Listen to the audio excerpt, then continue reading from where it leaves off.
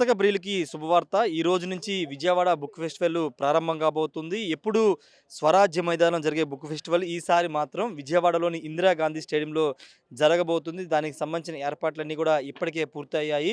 ప్రస్తుతం విజయవాడలో ఈరోజు మధ్యాహ్నం 2 గంటల నుండి సాయంత్రం 5 గంటల మధ్య ఈ కార్యక్రమాన్ని ప్రారంభించబోతున్నారు. డిప్యూటీ సీఎం పవన్ కళ్యాణ్ చేతుల మీదుగా 35వ విజయవాడ బుక్ ఫెస్టివల్ కార్యక్రమం ప్రారంభం కాబోతుంది. ప్రస్తుతం బుక్ ఫెస్టివల్‌కి సంబంధించినటువంటి స్టాల్స్ అన్నీ కూడా ఏర్పాటు చేశారు.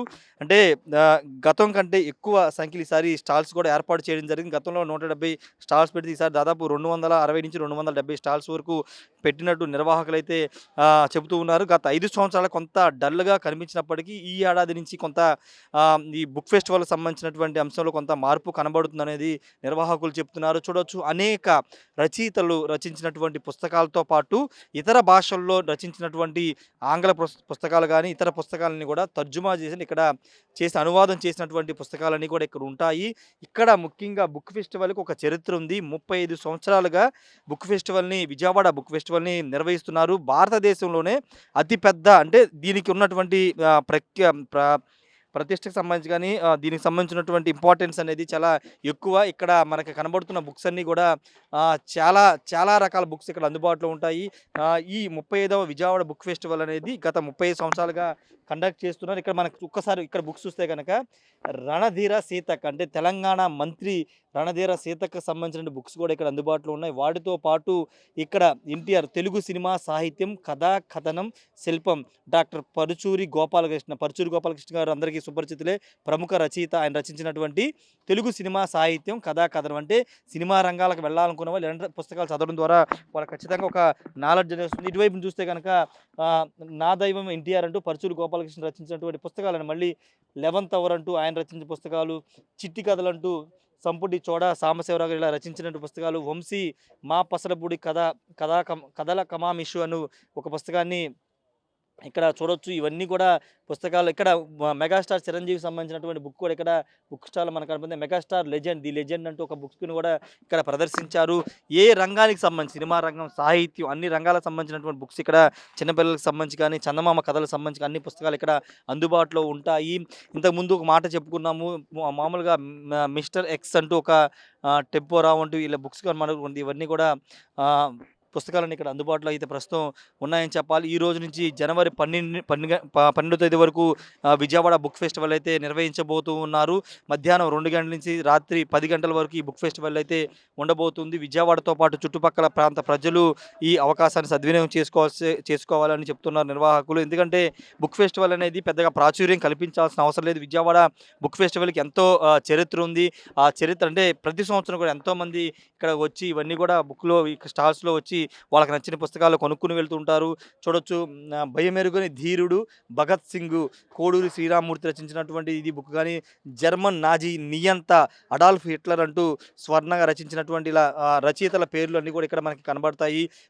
మనిషిలో మనిషి డాక్టర్ అక్కినేని అంటూ డాక్టర్ కేవి కృష్ణమూర్తి రాసినటువంటి బుక్స్ కానీ, ఇవా అనేక రకాల బుక్స్ అనేవి మనకి ఇక్కడ కనబడుతూ ఉన్నాయి. ఆ కాలం రచించినటువంటి బుక్కులు కానీ, ఈ కాలం రచయితలు రచించిన బుక్కులు కానీ, అనువాదం చేసిన బుక్స్ అన్నీ కూడా ఇక్కడికి అందుబాటులోకి అయితే కనబడుతూ ఉన్నాయి. దాదాపు 270 స్టాల్స్ అయితే ప్రస్తుతానికి ఏర్పాటు చేశారు. ఉప ముఖ్యమంత్రి పవన్ కళ్యాణ్ ఈ బుక్ ఫెస్టివల్‌ని ప్రారంభించబోతూ ఉన్నారు.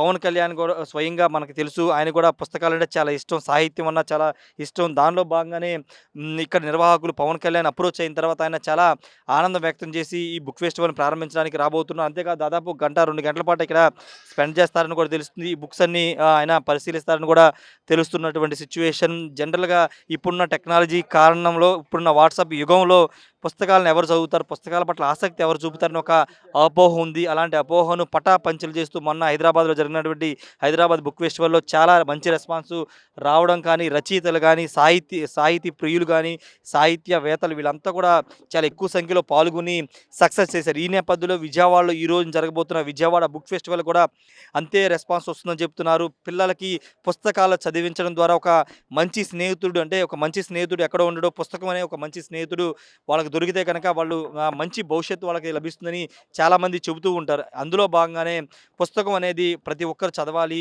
చదవడం ద్వారా వాళ్ళని డెవలప్ చేసుకోవడం కాదు, ఒక మంచి వ్యక్తిగా సొసైటీలో మార్పు చెందడానికి పుస్తకాలు ఎంతో దోహదం చేస్తాయని చాలామంది చెబుతూ ఉంటారు. ఈ నేపథ్యంలో పుస్తకాలనేవి ఖచ్చితంగా అందరూ చదవాలని చెప్తున్నారు. ఈ book festival Vijayawada book festival ద్వారా చాలా రకాల పుస్తకాలు ఇక్కడ బుక్స్ అందుబాటులో ఉండబోతున్నాయి. చూడొచ్చు స్టాల్స్ అన్ని బుక్స్‌ని కూడా సిద్ధం చేసుకుంటున్నటువంటి పరిస్థితి ఇక్కడ మనకి కనబడుతున్నాయి కదా! ప్రస్తుతం ఉన్న అందరికీ సుపరిచితులైన వోడ్కో వర్మ అంటూ సిరాశ్రీ రాసినటువంటి ఇక్కడ బుక్ అంటే రామ్ గోపాల్ వర్మ అందరికీ సుపరిచితులు కాబట్టి ఆ బుక్‌ని మీకు ఒకసారి చూపిస్తున్నాం. అలా చాలామంది రైటర్స్ వాళ్ళంతా ఉంటారు. యండమూరి వీరేంద్రనాథ్ గాని, లేకపోతే పట్టాభిరామ్, డాక్టర్ జీవి పట్టాభిరామ్ సంబంధించి కానీ వీళ్ళంతా చాలా గొప్ప గొప్ప రచయితలు. భాగ్యరాజ తమిళ డైరెక్టర్ భాగ్యరాజా గారు మనకి ఆయన రచించిన బుక్‌లు గాని, లేకపోతే బాలాకు సంబంధించి గాని చాలా గొప్ప సినిమాలు తీసినటువంటి బాలా, ఇలా అనేక మంది రచించినటువంటి పుస్తకాలు ఇక్కడ అయితే అందుబాటులో అయితే ఉన్నాయని చెప్పాలి. ఇటువైపున పురాణాలకు సంబంధించి గాని తెనాలి రామకృష్ణుడు, తెనాలి రామలింగడి కథలంటూ మనకి చూస్తున్నాం కదా! తెనాలి రామకృష్ణ అంటే అందరికీ సుపరిచితులే. అందరూ చదివే ఉంటారు.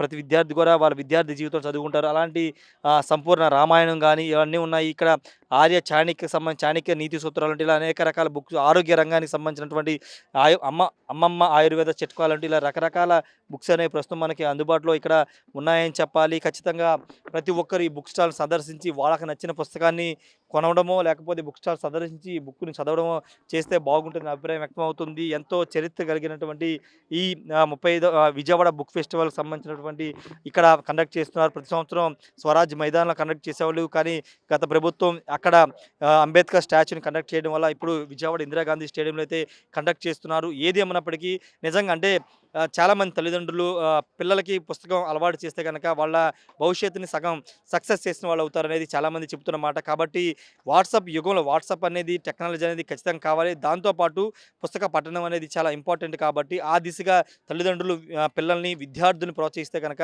మంచి భవిష్యత్తులో మంచి విద్యార్థులు వాళ్ళు రూపొందుతారు. కాబట్టి ఈ విజయవాడలో జరగబోతున్నటువంటి ఈ రోజు నుంచి ప్రారంభం కాబోతున్న 35వ విజయవాడ బుక్ ఫెస్టివల్‌లో పిల్లలు వాళ్ళ తల్లిదండ్రులు వాళ్ళ పిల్లలతో సహా వచ్చి సందర్శిస్తే బాగుంటుందని చెప్తున్నారు. అనేక మంది రచయితలు రచించిన బుక్‌లు గాని, ఇంతకుముందు చెప్పుకున్నట్లు ఇతర భాషలకు సంబంధించినటువంటి తర్జుమా చేసినటువంటి బుక్స్ గాని అన్నీ అందుబాటులో అయితే ఉన్నాయి. సాయంత్రం పవన్ కళ్యాణ్ దీన్ని అయితే ప్రారంభించబోతున్నారు. Camera person విజయ్‌తో Rayesh RTV Vijayawada నుండి. మరిన్ని వీడియోస్ కోసం ఛానల్ ని సబ్స్క్రైబ్ చేయండి. లేటెస్ట్ అప్డేట్స్ కోసం వాట్సాప్ ఛానల్ ని ఫాలో అవ్వండి. ఆ లింక్ డిస్క్రిప్షన్ లో ఉంది.